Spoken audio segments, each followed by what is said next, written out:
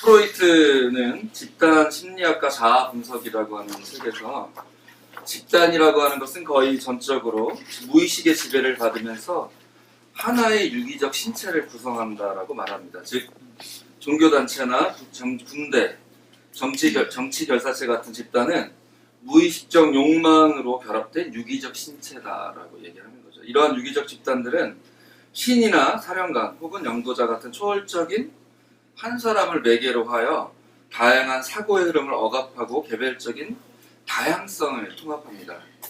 그래서 동일화합니다. 오스트리아 출신의 정신분석학자로서 대중심리를 분석하는데 프로이드의 이론을 적용하여 정신분석학과 마르크시즘을 결합한 그 빌헬름 라이히라고 하는 사람은 파시즘의 대중심리에서 프로이트가 말한 리비도의 유기적 흐름이 어떻게 파시즘적 신체를 구성하는지 결성하는지 분석합니다. 파시즘은 개성의 차이 혹은 계급의 차이 혹은 성별과 세대의 차이를 넘어서 민족이라고 하는 단일한 신체를 결성하라고 하는 대중운동이었다 이렇게 분석을 하는 거죠. 그러니까 그 안에 우리 안에 이제 수많은 차이들이 있는데 오직 민족이라고 하는 이름 하나로 그런 차이들을 다 없애버리고 동일화 시킨 것이 이제 파시즘이었다는 것이죠. 제1차 세계대전이 끝난 후 이탈리아와 독일뿐 아니라 유럽 곳곳에서 일어난 파시즘의 물결 속에서 대중들은 계급적으로 분열되고 개별적으로 나누어진 그 부르주아 사회 대신에 민족이라고 하는 단일한 정체성 속에서 하나의 정체성 속에서 하나의 집단적 신체를 결성하려는 욕망을 불태웠습니다. 그래서 같은 티셔츠를 입고 같은 구호를 외치며 같은 흐름을 형성하면서 행진할 때 개인들은 자신들이 가지고 있는 그 왜소한 자아, 나는 작다, 나는 별 볼 일 없는 사람이다라고 하는 그런 왜소한 자아가 사라지고 거대한 초자아, 슈퍼에고라고 하는 그런 거대한 초자아로 거듭난다는 생각이 도취되었습니다. 파시즘은 그래서 위로부터의 독재 권력이 아니라 어찌 보면 아래로부터의 독재 욕망이 일으킨 대중운동이다 이렇게 평가를 하고 있습니다. 그런데 모두가 이처럼 하나의 유기체로 통합되기 위해서는 어떤 게 필요할까요? 아까도 나왔습니다. 힌트가 어떤 게 필요하냐면 오늘 재석 씨가 대답을 안 하니까 제가 사상이다 이런 거. 사상. 네, 아니요. 그 가운데 한 명이 예외적으로 존재해야 되는 거죠. 어떤 존재가 돼야 되냐면 그 예외적인 존재를 기준으로 삼아서 정체성을 형성할 때 대중들은 모두 동일한 정체성을 갖게 되는 거죠. 그래서 종교인들은 하나님이라고 하는 이름으로 이제 군대나 민족은 한 사람의 지도자에 의해서 동일한 집단으로 되는데 파시즘 속에서 대중은 민족의 영도자, 자기 민족의 영도자. 이게 이제 심리학적으로 말하면 아버지죠. 정신분석학적으로 말하면 아버지를 영접함으로써 같은 민족의 형제로 거듭나는 거죠. 그 영도자에 대한 사랑을 통해 대중은 형제에 대한 사랑을 불태울 수 있게 되는 거예요. 우리가 같은 민족이고 한 아버지의 자손이죠. 한국도 다르지 않습니까? 예전에는 이제 단군 자손이다라고 하는 우리가 단일 민족 이런 것도 사실은 파시즘적인 전제거든요. 그래서 그게 이제 단군이 언제든지 어떤 사람으로 변할 수 있는 건데, 그게 이제 여러분이 잘 아시는 분들이죠. 파시즘 속의 대중은 영도자를 유기적 집단 속에서 우리 집단 속에서 거대한 자아, 초자의 즉 인격적 화신으로 본다는 거예요. 이 사람이 우리를 대표하는 우리의 이 단일한 민족, 내가 들어가 있는 이 거대한 집단의 대표자야라고 인격적 화신이야. 이 사람이 정말 우리의 가치를 다 보여주고 있고 대표해 이렇게 말하는 거죠. 그렇게 여기며 그가 그들 자신이고 영도자에 대한 사랑이 그들 자신에 대한 사랑이라고 여기게 되는 거죠. 여기서 파시즘의 미학이 발생하는데 어떤 게 뭐냐면 그 초자, 그 집단을 위해서는 자기 희생을 할 수 있다고 하는 생각이 드는 거예요. 원래 자아는 자기만을 위한 존재가 될 수밖에 없는데 이런 초자, 자기가 속해 있는 거대한 집단, 그게 나야. 내가 그걸 위해서 내 몸을 불사를 수 있게 되는 거죠. 그래서 영도자에게 복종하는 것이 이제 거대하진 나, 즉 우리 민족의 자유와 구원을 가져온다는 믿음 속에서 그를 위해서라면 자신의 개별적인 쾌락과 목숨까지도 기꺼이 희생할 수도 있다는 충동이 이제 솟구쳐 오르는 거죠. 자신의 본질과 생명은 개별적인 것이 아니라 민족과 영도자라고 하는 초자 속에서 지속되기 때문에 개인은 죽어도 영도자와 민족은 영원히 살 것이고 그 초자의 생명 속에서 자신은 영생을 얻을 것이라고 생각을 하는 거죠. 종교 집단 같은 경우. 그래야 영도자와 민족을 위해 죽는 것은 초자의 영원한 생명을 위한 것으로 찬미되고 게다가 개체가 죽음으로써 개체를 초월한 집합체의 영생을 욕망하는 것, 이것이 바로 이제 우리가 말하는 집단 무의식이고 또 프로이트가 말하는 죽음 충동이라고 하는 것입니다. 그래서 이런 파시즘의 죽음 충동은 민족의 생명력을 약화시키는 모든 이질적인 존재들에 대해서 공격하려고 하는 충동으로 나타나는데, 이제 혼혈인을 제거하고 유대인을 제거하고 또 이제 장애인을 제거하는 거죠. 그리고 반민족주의자들을 제거하는 것에서 순수한 민족의 유기체를 형성하기 위해 성질이 다른 요소들을 없애버리는 몸짓 속에서 파시즘의 파시즘의 힘이 발휘되기 시작합니다. 흥분하기 시작하죠. 그러나 처음에는 바깥의 타자니까 이 사람, 그러니까 유대인, 이민족, 이 사람들 우리 바깥에 있는 집단이잖아요. 민족으로 치면 그 사람들을 향하던 이런 공격성이 이제 바깥이 없어지면 결국 어디로 향하게 되면 우리 내부에 있는 이질적인 사람들을 공격하는 것으로 나타나는 것이죠. 그래서 그런 사람들을 제거하려고 하는 이질성을 향한 죽음 충동으로 치닫게 한다는 것입니다. 초자아는 제의식을 먹고 자라는 괴물 같은 것인데, 제가 없으면 초자아는 어떤 거냐면 이제 우리가 자아가 우리 자신이잖아요. 초자아는 그 자아 위에서 우리를 감시자처럼 내려다보는 어떤 윤리 도덕의 집합체라고 볼 수 있거든요.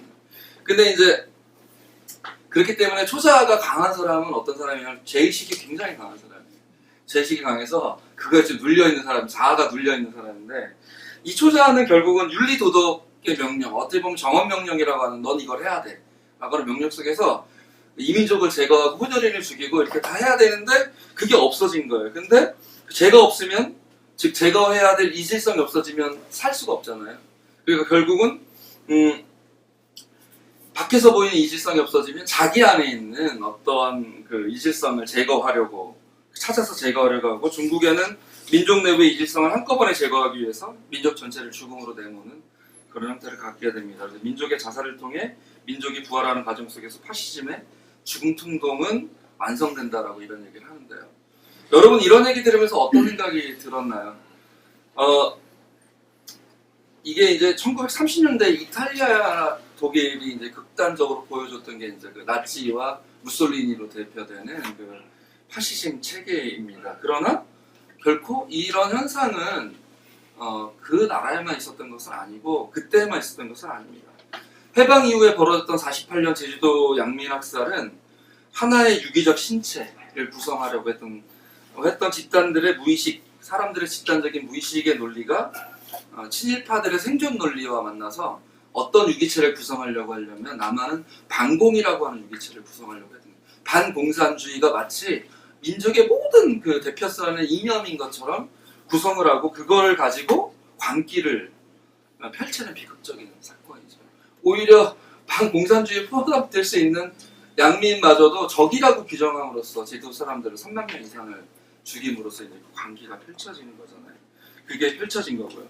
또 남북 간의 전쟁인 오늘 민족 화해주의를 맞아서 6.25 한국전쟁은 다른 의미로 보면, 정신분석학적으로 보면 남과 북이 서로 다른, 그러나 결국은 자신과 다른 집단을 배제하고 제거하려는 집단의 파시즘적 무의식이 전쟁으로 나타난 사건이라고 보인다는 것이죠.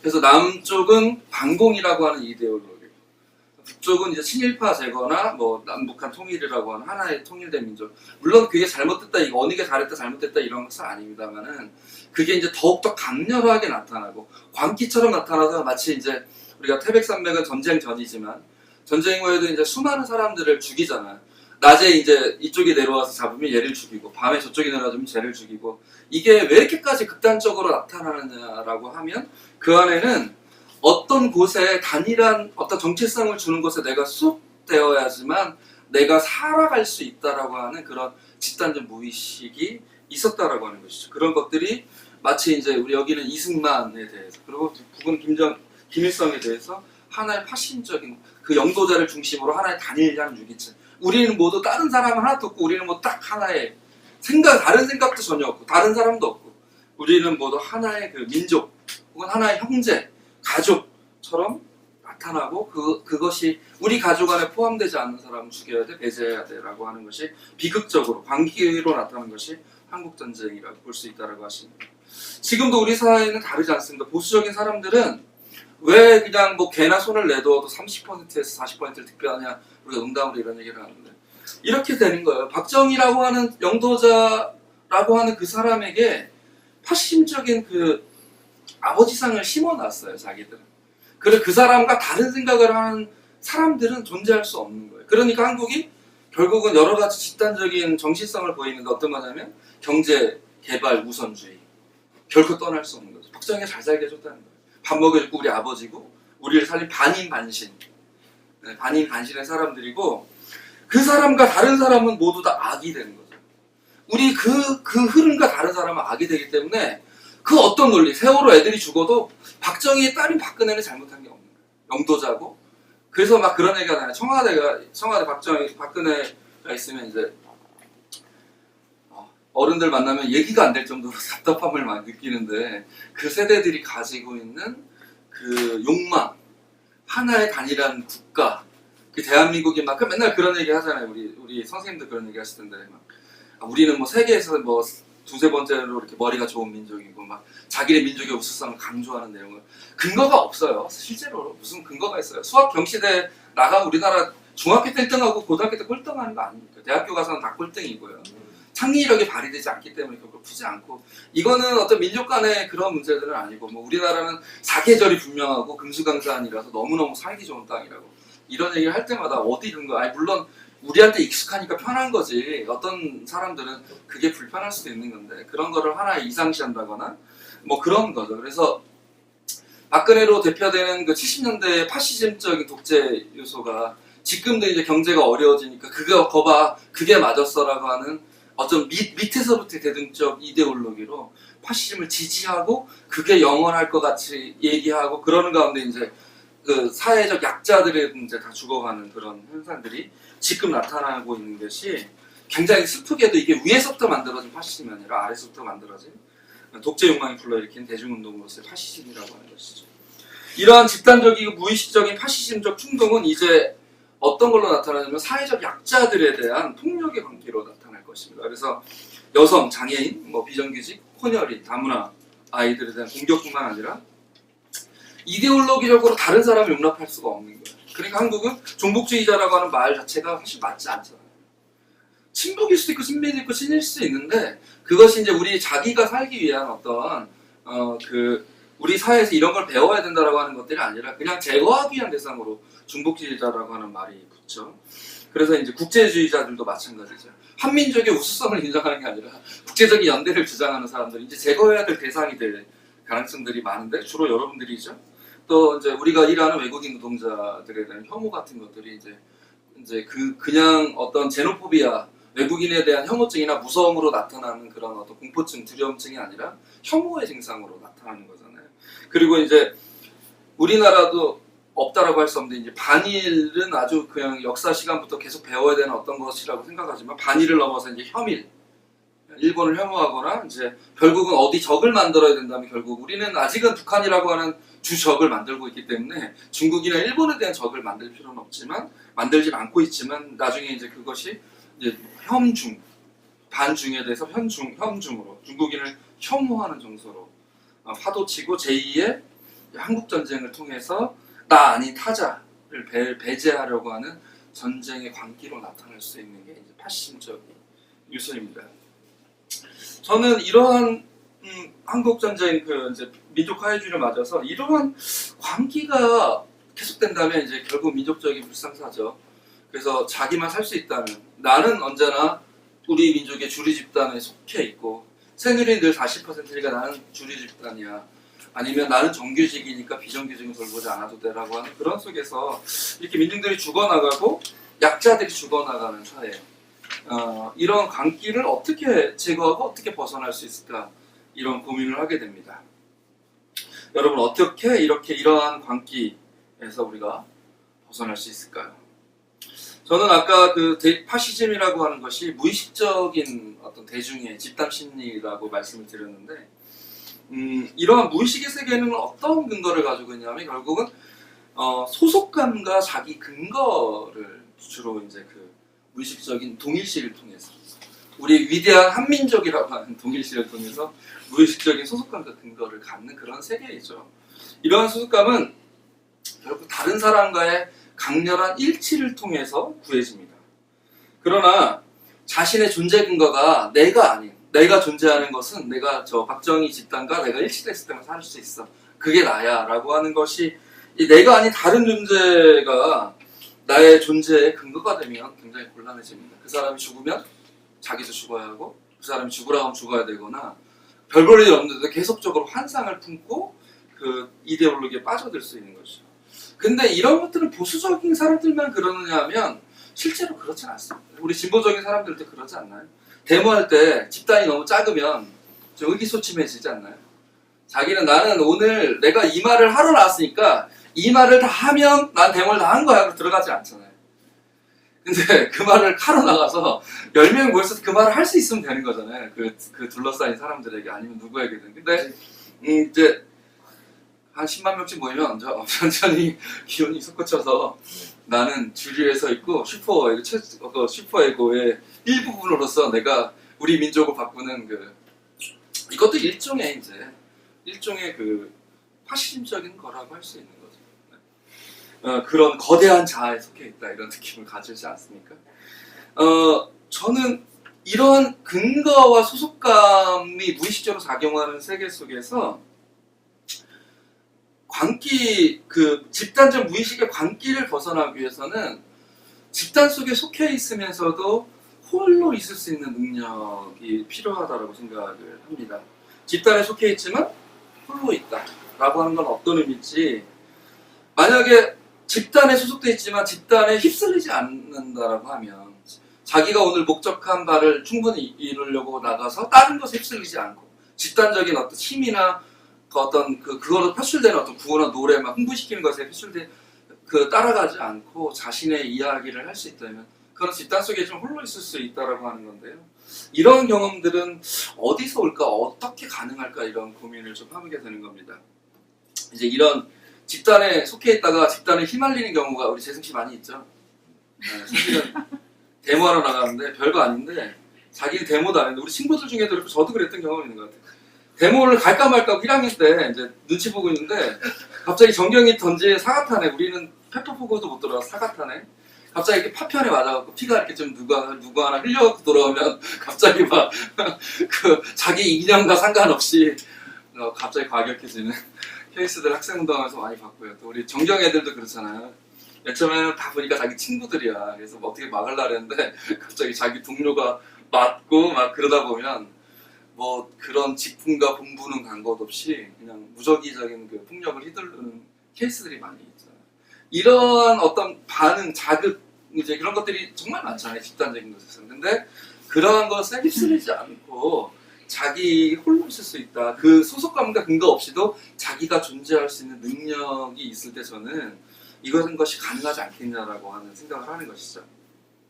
현실에 속해 있지만 현실에서 벗어난 경험을 여러분은 어디서 할 수 있다고 생각하시나요? 저는 이러한 경험을 교회에서 할 수 있다고 생각합니다. 저는 예배와 기도를 통해서 이런 경험을 할 수 있다고 생각하는데, 우리가 한 달에 한 번 관상기도, 떼제 예배를 드리면서 관상기도를 하는데, 관상기도의 핵심은 어떤 겁니까? 관상기도의 핵심은 눈을 감고 그냥 있는 거죠. 핵심은 아니고 기본인데, 관상기도의 기본, 눈을 감고 자세가, 혹시 자기가 무의식 중에 졸더라도 아니면 무의식에 빠져서 현실을 인식하지 못하더라도 넘어가지 않도록 자세를 딱 잡고 이제 앉아 있는 건데요. 그 안에서 일어나는 수많은 심리적 변화들의 중요한 한 가지는 어떤 거냐면 계속 떠오르는 이미지를 떠내려 보내는 거거든요. 강물 속에 떠내려 보내는 건데, 어떻게 해서 떠내려 보냐? 아, 내가 그랬었구나. 내가 그렇게 행동했구나. 아, 그때 내가 이거 창피했네.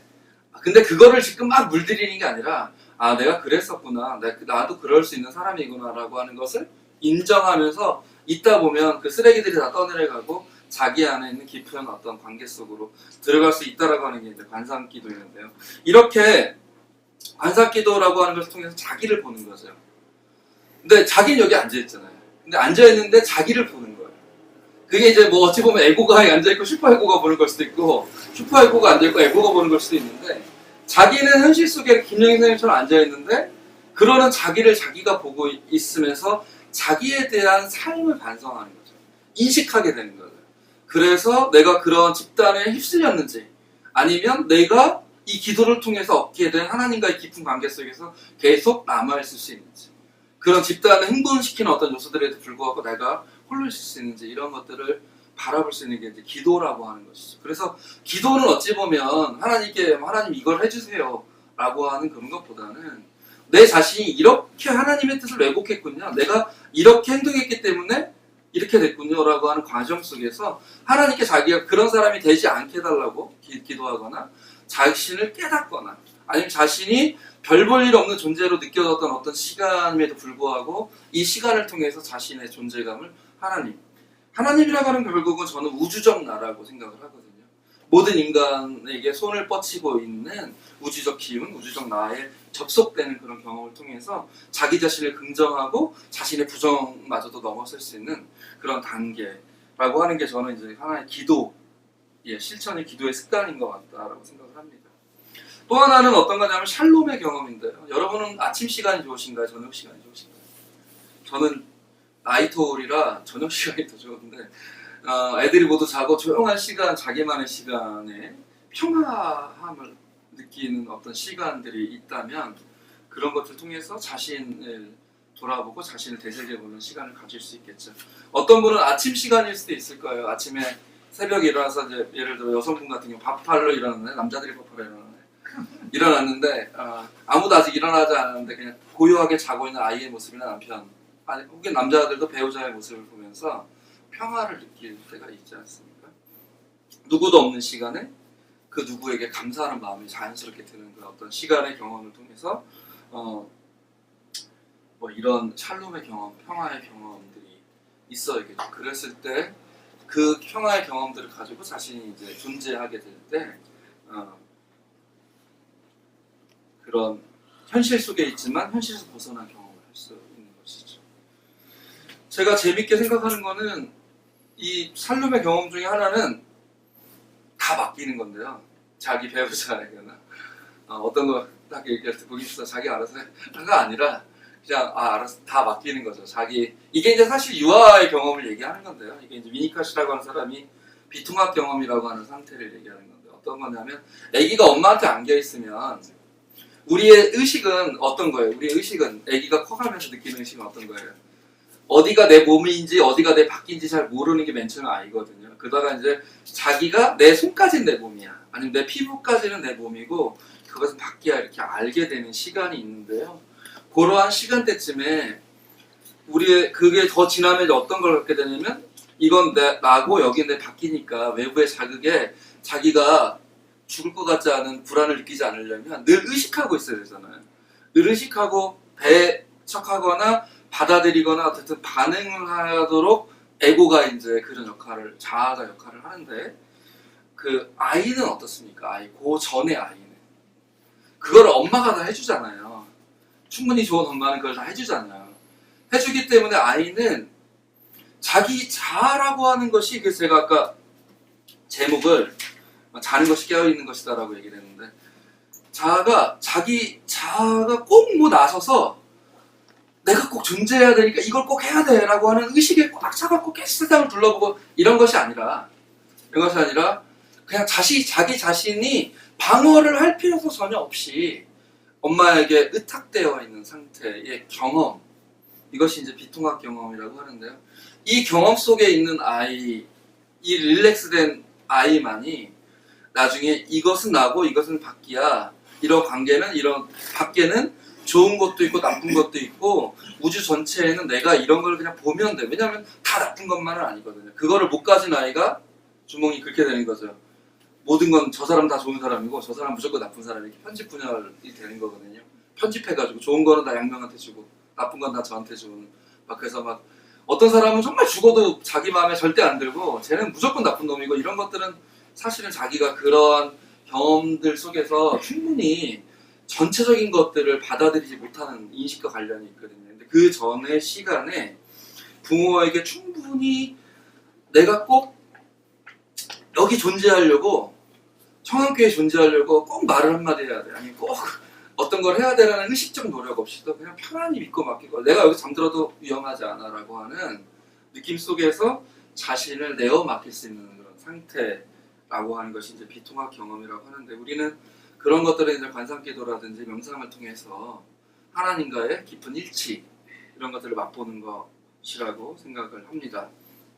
그래서 저는 또 하나의 중요한 경험의 시간이 예배라고 하는 시간입니다. 제가 한번 말씀드렸지만 사실은 모든 시간은 다 소중해요. 모든 시간은 다 성스러운 시간이고 또 모든 시간은 다 속된 시간이기도 합니다, 우리에게.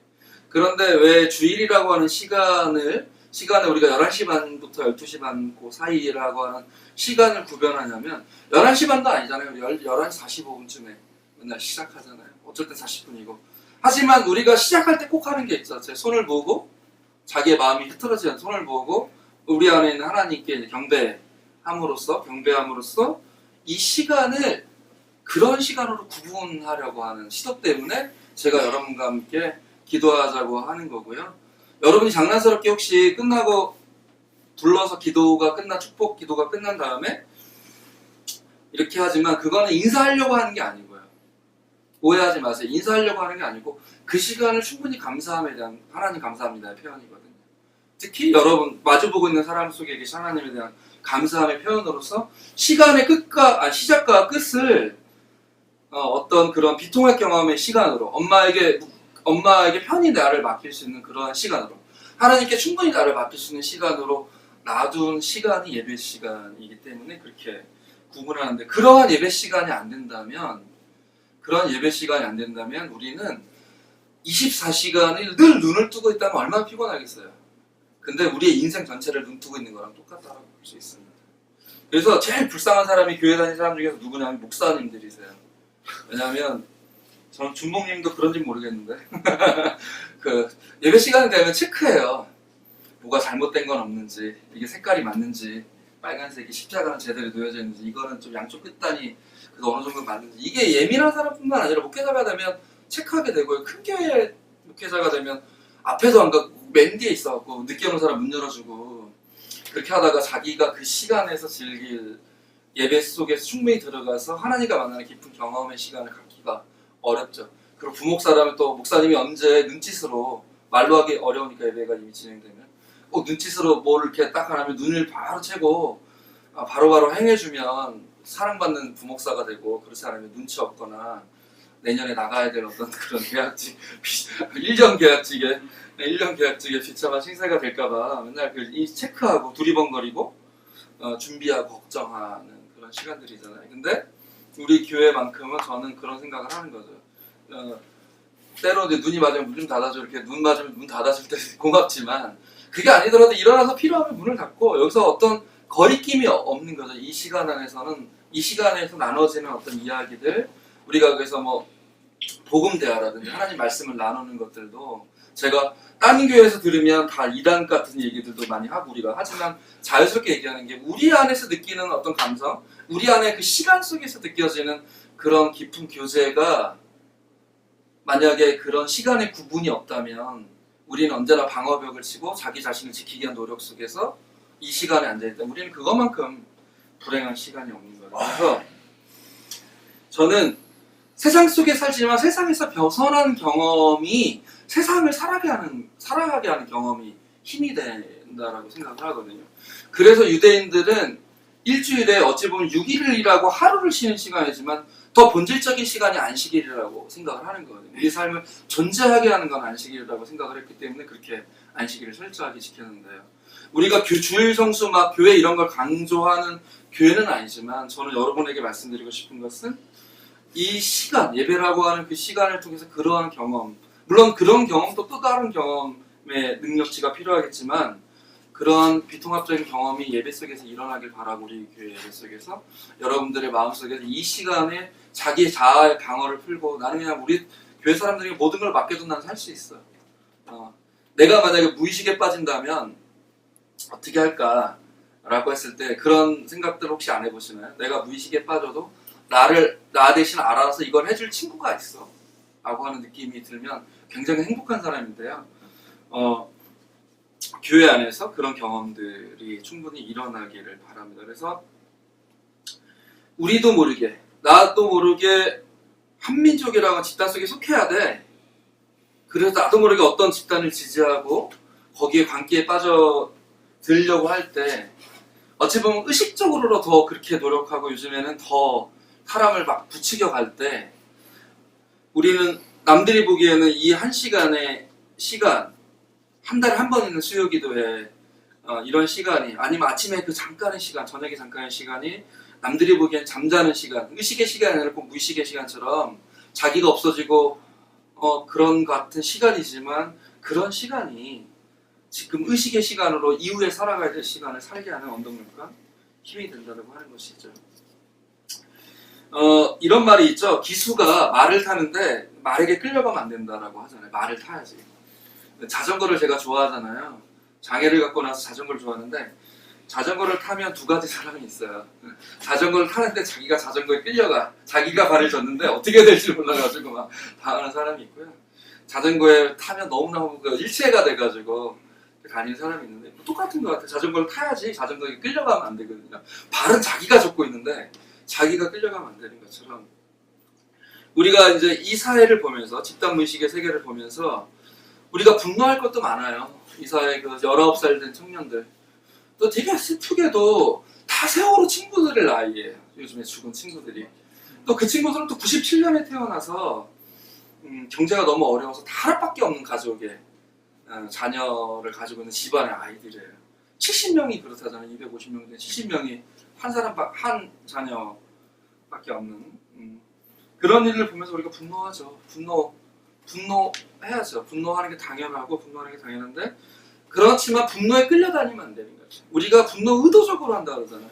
우리 사회를 위해서 그리고 우리 건강한 모임을 위해서 분노할 거 분노하고 지적하고 우리가 사회운동해야 될 거 하지만 혹시 그 형식에 우리가 끌려다니면 안 되는 거죠. 혹시 나도 모르게 집단적인 투사를 하고 있는 건 아닌지 내가 불안을 내가 이 집단에 속해야 돼 그래서 그렇게 하고 있는 건 아닌지 좀 벗어나려고 하는 일상에 살지만 일상을 벗어나려고 하는 경험들 그 속에서 홀로 이 우주에 거니는 느낌을 가진 그 힘을 통해서 무한한 나를 긍정하는 것을 통해서 이러한 무의식에서 벗어나서 참된 기쁨의 삶을 살아가는 여러분 또 저가 되었으면 좋겠습니다.